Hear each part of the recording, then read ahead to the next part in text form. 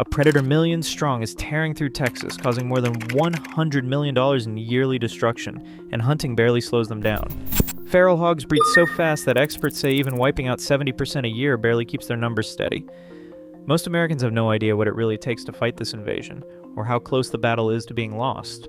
So how do Texans actually wage war against an enemy that learns, adapts, and multiplies in the shadows? Texas holds the largest wild pig population in the country. An estimated 2.6 million feral hogs roam across nearly every county. For ranchers and farmers, these numbers are more than a statistic. They are a constant threat to crops, fences, and livelihoods. The financial toll is staggering. Each year, feral hogs inflict $871 million in damage statewide, with $119 million hitting agriculture directly through destroyed fields, ruined pasture land, and broken infrastructure. The losses do not stop at what is visible in a single night. Many landowners report changing their planting decisions or spending thousands of dollars on repairs and control efforts just to keep working the same land their families have managed for generations. The relentless growth of the hog population comes down to biology. Female hogs can start breeding at just 6 months old and may have up to 3 litters a year. Each litter often brings 5 to 6 piglets, sometimes more.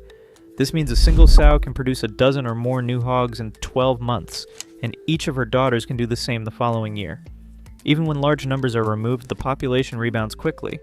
As one rancher put it, it's like pouring water into a bucket with a hole in the bottom. You never get ahead. For those on the ground, the crisis is not theoretical. It is measured in lost income, wasted labor, and the uneasy knowledge that tomorrow could bring even more destruction. Feral hogs do more than destroy crops and fences. They reshape the land and threaten public health in ways that are harder to repair. Every time a group of hogs roots along a creek or wallows in a pond, they churn up mud, break down riverbanks, and leave behind a toxic mix of urine and feces. These actions do not just scar the landscape, they push bacteria and parasites into the water that people, livestock, and wildlife depend on. Pathogens like brucellosis and leptospirosis carried by hogs can spread through contaminated streams and ponds, infecting cattle and sometimes even people. Texas parks and wildlife biologists point to places like Plum Creek in Caldwell County, where years of unchecked hog activity once left water so polluted it threatened both ranch operations and local drinking supplies.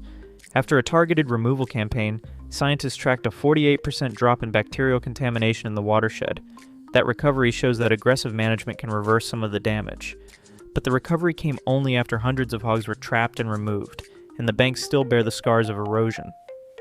The ecological cost is not limited to water. As hogs uproot native plants and destabilize soil, they accelerate erosions, destroy habitat for fish and amphibians, and leave riverbanks vulnerable to collapse during heavy rains. These changes ripple through the food chain, affecting everything from insects to deer. For landowners and wildlife managers, the fight is not just about protecting crops, it is about defending the health of entire ecosystems from a force that multiplies faster than most people can imagine. On any given night across Texas, the hunt for feral hogs is underway. Landowners, weekend hunters, and seasoned guides all take part, armed with rifles, bows, and thermal scopes. Texas law makes it simple. On private land, no hunting license is required to pursue feral hogs. Permission from the landowner is the only requirement. This open access means that nearly anyone willing to follow basic firearm safety rules and respect property boundaries can join the fight. Hunting tactics vary as much as the hunters themselves. Some set up over feeders, waiting for sounders to emerge from the brush. Others slip through pastures with dogs trained to bay and hold hogs for a quick close-range shot. Night vision and thermal optics have become standard gear, turning the darkness from a hiding place into an advantage. The goal is not trophies, it is numbers.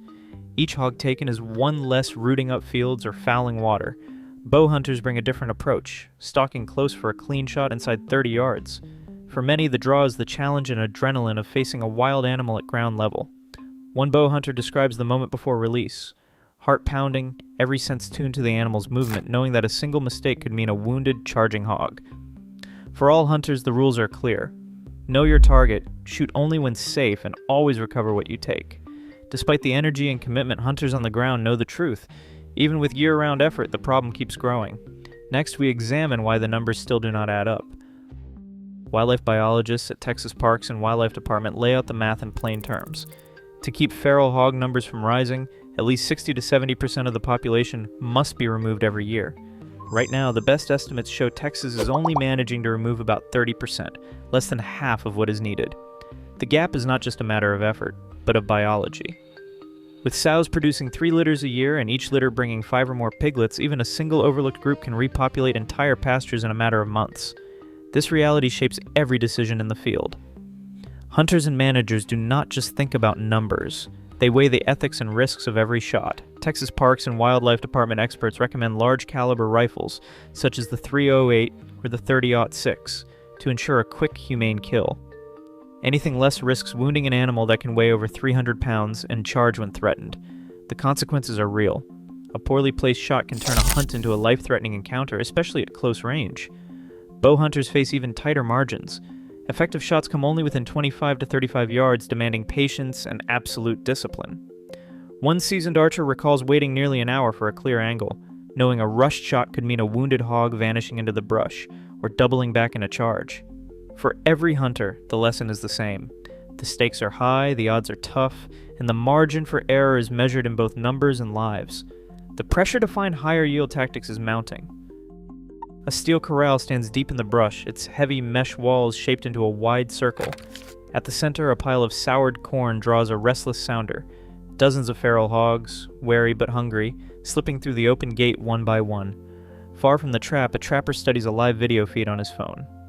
The camera, mounted high on a post, streams real-time footage over a cellular network, every movement visible in night vision green. Patience is everything. If the gate falls too soon, the rest escape and become nearly impossible to catch. If he waits too long, a sharp-eyed sow could sense danger and lead the group away. The goal is total capture. Every hog inside, none left to warn the others. The trapper's finger hovers over a button in the app, tension building with each passing minute. One mistake and the survivors become trap-shy, teaching the whole herd to avoid corrals for months. Timing, technology, and nerve decide who wins this round. A muddy trail tells the story before daylight. Fresh tracks pressed deep in the clay, tufts of bristly hair snagged on barbed wire, and the sharp, sour scent of wallows mark the road of a sounder that moved through in the night. Trappers read these signs like a map, setting corrals where hogs funnel between water and cover. Trappers practice fieldcraft, placing pens where animals naturally move and waiting for the right moment. When the gate drops and the pen fills with panicked bodies, the job turns physical. Dispatching trapped hogs falls to steady hands and practiced aim, a single close range shot to the brain, done quickly to minimize suffering. The work does not end there.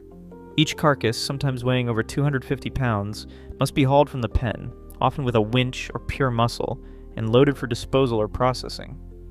Sweat and exhaustion set in long before sunrise. As the night drags on, a drone operator checks a thermal camera feed overhead, scanning for movement in distant fields. Hogs shift patterns, turning more nocturnal, learning to skirt traps and vanish at the first sign of trouble.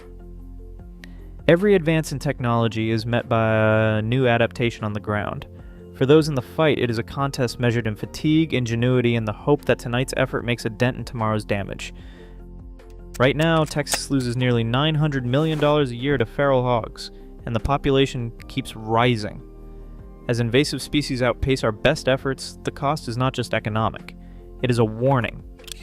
When nature adapts faster than we do, the future belongs to the boldest survivors. What is your solution?